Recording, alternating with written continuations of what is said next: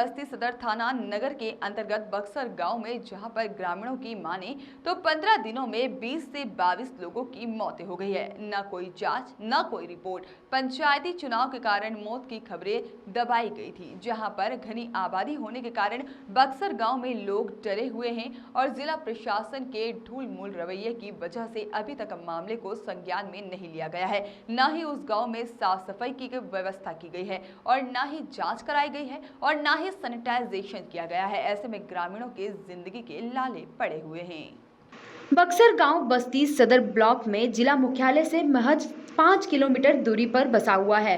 गांव के रहने वाले दिनेश पांडे कहते हैं कि हमारे गांव में 20 से 22 मौतें हो गई हैं और अभी तक स्वास्थ्य विभाग बेखबर है। हमने विधायक रवि सोनकर से फोन के जरिए बात की, पूरे मामले से अवगत कराया। स्थानीय विधायक रवि सोनकर ने कहा कि हम हैं, स्वास्थ्य विभाग की टीम भेजकर जांच करवाएंगे। जनप्रतिनिधि सिर्फ आश्वासन ही देते रहे।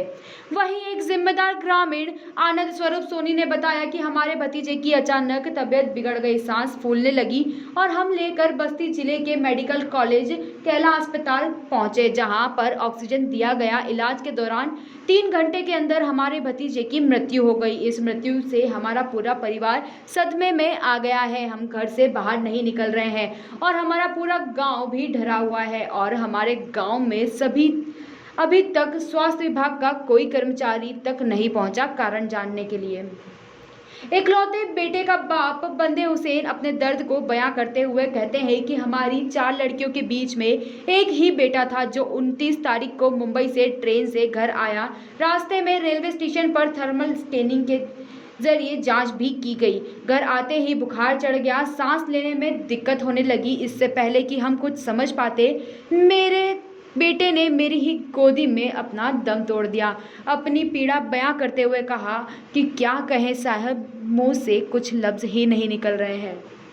उसी गांव के रहने वाले रामफल यह कहते हैं कि हमारी पत्नी को अचानक बुखार आया, सांस फूलने लगी। हम आनन फानन में लेकर जिला अस्पताल पहुंचे, जहां पर डॉक्टर ने एडमिट तो कर लिया और तुरंत 2 इंजेक्शन लगाए गए, लेकिन हम ऑक्सीजन की मांग करने लगे। हमें जिला अस्पताल में ऑक्सीजन नहीं मिला, जिसके कारण मेरी पत्नी की मृत्यु हो गई और मैं तन्हा हो गया। इस तरह लगातार मौतें हो रही है, ना तो इनकी जांच है ना कोई रिपोर्ट। आखिर कैसे पता चले कि 20 से 22 मौतें किस कारण से हुई है? इस कोरोना महामारी के दौरान जिला प्रशासन, स्वास्थ्य विभाग की लापरवाही नहीं है तो और क्या है?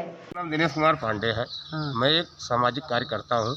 हाँ। हमारे गांव में इस महामारी के चलते लगभग 20 लोगों से ज़्यादा लोगों की मृत्यु हो चुकी है। अच्छा। मैं जिसकी सूचना जिला प्रशासन और स्वास्थ्य विभाग महकमे में दे चुका हूँ, हाँ। लेकिन अभी तक कोई ऐसी कार्यवाही नहीं हुई।